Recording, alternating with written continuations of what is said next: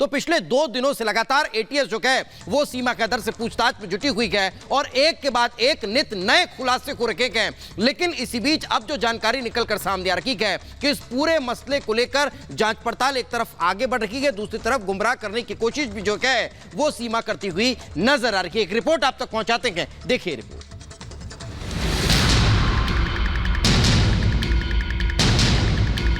सिर्फ प्यार में आई हूँ और एक दिन सारी दुनिया, सारा भारत, सारा पाकिस्तान मानेगा।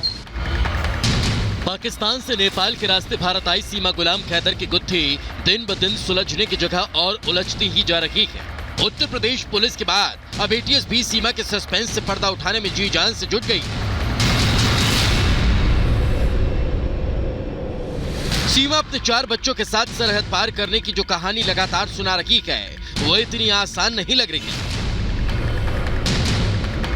सीमा देश के साथ साथ नाम भी बदल लिया आपने, कैसे आई भारत? भारत जैसे आई, सब सुन रहे हैं स्टोरियों में, ऐसे ही आई मैं भारत। ज़्यादा कुछ खास नहीं था क्योंकि नेपाल और भारत के रिलेशन अच्छे हैं, तो इतना ज़्यादा पूछताछ नहीं हुई मैम। तो बाकी जब नेपाल तक मैं लीगल तरीके से आई थी, वीज़ा लगवा के, बाकायदा टिकट करवा के। एटीएस ने सोमवार को सीमा से करीब 8 घंटे तक पूछताछ की थी। इस दौरान कई चौंकाने वाले खुलासे हुए हैं। सूत्रों से मिली जानकारी के अनुसार सचिन पहला हिंदुस्तानी युवक नहीं है जिससे वह पबजी के जरिए मिली थी। सीमा भारत आने से पहले कई युवकों के संपर्क में थी। जिन लोगों से पाकिस्तान से आई सीमा ने संपर्क किया था वो ज्यादातर दिल्ली एनसीआर के ही रहने वाले हैं। सीमा के जवाब से ऐसा लग रहा है कि वो भारत में सॉफ्ट लैंडिंग की तलाश में थी और सचिन उसके लिए सबसे आसान टारगेट साबित हुआ।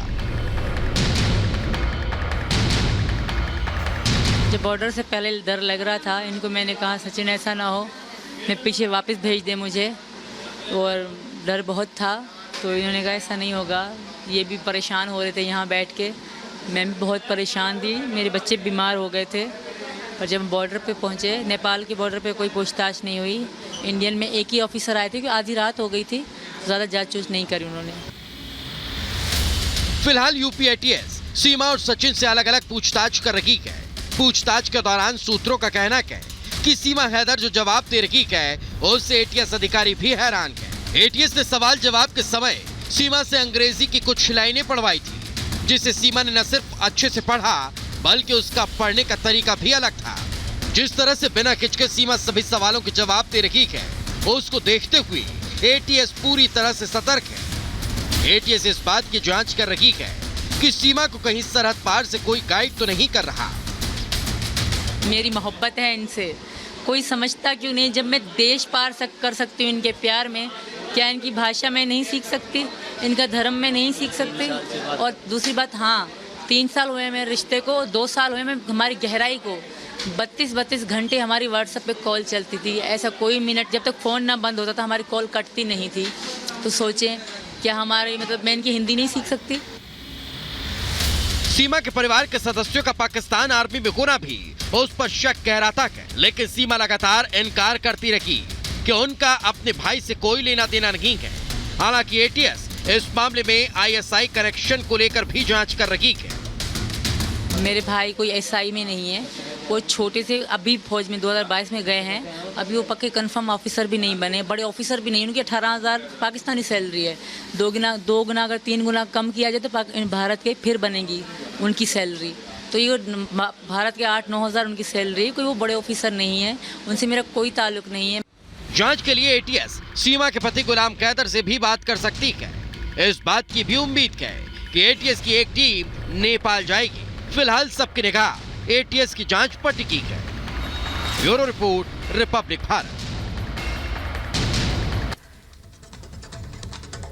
तो सीमा हैदर से लगातार पूछताछ चल रही है, कई खुलासे होने की उम्मीद है, लेकिन शक गहरा गया है कि आखिर किस मंशा के साथ सीमा भारत आई है। और इस बीच एक एफआईआर की कॉपी भी सामने आई है। क्या कुछ लिखा है इस एफआईआर में, आपको दिखाते हैं इस रिपोर्ट में।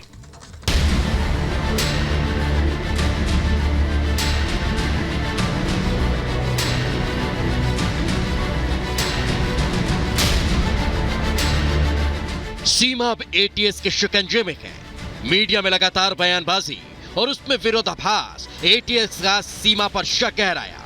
जैसे जैसे सीमा के किस्सों की पोल खुली, शक गंभीर हो गया। और एटीएस की एंट्री हुई। एटीएस की एंट्री से पहले अब तक की जांच पड़ताल के आधार पर सीमा पर दर्ज एफआईआर की कॉपी भी अब सामने आ गई है। एफआईआर में विदेशी अधिनियम की धारा 14 का उल्लंघन यानी बिना वीजा के भारत में रहने के तहत मामला दर्ज है। सचिन पर धारा 120B के तहत मामला दर्ज है, जिसमें 7 साल का सजा का प्रावधान है। एटीएस की एंट्री से पहले सीमा से जो पूछताछ हुई थी और उसके जवाब इस तरफ इशारा कर रखे हैं कि सभी जवाब स्क्रिप्टेड हैं। एफआईआर की कॉपी के मुताबिक पूछताछ में सीमा ने बताया 10 मई 2023 को बच्चों के साथ नेपाल आई, काठमांडू से पोखरा तक वैन से सफर किया, पोखरा से दिल्ली बस से पहुंची, सचिन से मिली, 13 मई को ग्रेटर नोएडा पहुंच अंबेडकर नगर में रखी, 30 जून को पुलिस के डर से दोनों फरार हो गए।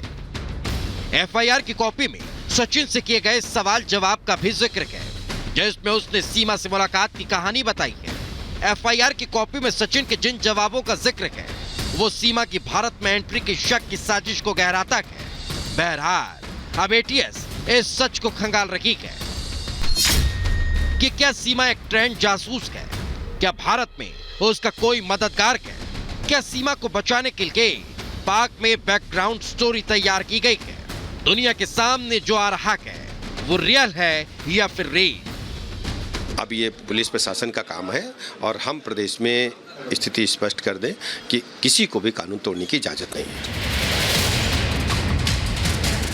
सीमा और सचिन से तमाम सवाल जवाब को रखेंगे। एटीएस के साथ जांच एजेंसियां गुत्थे सुलझाने में जुटी है, कोशिश सच सामने लाने की है। ये जो एफआईआर दर्ज की गई है ये रघुपुरा पुलिस स्टेशन में एफआईआर दर्ज है और इसमें एक्यूज के कॉलम पे जवाब देखेंगे तो 3 लोगों के नाम लिखे हुए हैं, जिसमें सचिन, सीमा और सचिन के पिता नेत्रपाल, इन तीनों के खिलाफ ये एफआईआर दर्ज है। और इसमें जब आप सेक्शंस पे नजर डालेंगे तो 120B यानी कि साजिश रचना, तो इसके चलते ये एफआईआर दर्ज की गई है। इस बीच एटीएस की एंट्री हुई है। सुबह तकरीबन 8:30 से 9 बजे के बीच में एटीएस की टीम दोबारा यहाँ पर आती है और सीमा और उनके जो सचिन के पिता है नेत्रपाल, उनको अपने साथ लेकर यहाँ से जाती है। आपको बता दें कि कल 8 घंटे पूछताछ हुई, सीमा और सचिन से पूछताछ हुई। इस पूछताछ में दोनों को अलग अलग कमरे में बिठाया गया और तमाम सवालों के जवाब एटीएस खंगालने की कोशिश करती रही। कितने बजे आई थी? सुबह कितने बजे आई थी एटीएस? सुबह कितने बजे? सुबह ही 9 बजे करीब। अच्छा, रात में क्या सचिन वापस आया घर? रात में नहीं आया सचिन। आज सुबह एटीएस अपने साथ कितने लोगों को ले गई है? 4 लोगों को। कौन कौन था उसमें? पापा, सीमा और 2 बच्चे और हैं। तो रात में क्या कुछ पूछताछ हुई एटीएस से? कुछ बताया सीमा ने? कुछ भी ना हुई। पूछताछ की टीम क्या अभी भी आप लोगों के घर पर है? नाम ना। सचिन घर क्यों नहीं है? सचिन कुछ बताया सीमा ने कि उसको रात को क्यों नहीं भेजा गया? कुछ नहीं पता। बहरहाल एटीएस सवाल जवाब कर पड़ताल कर रही है।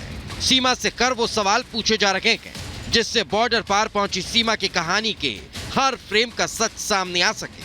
Bureau report, Republic Bharat.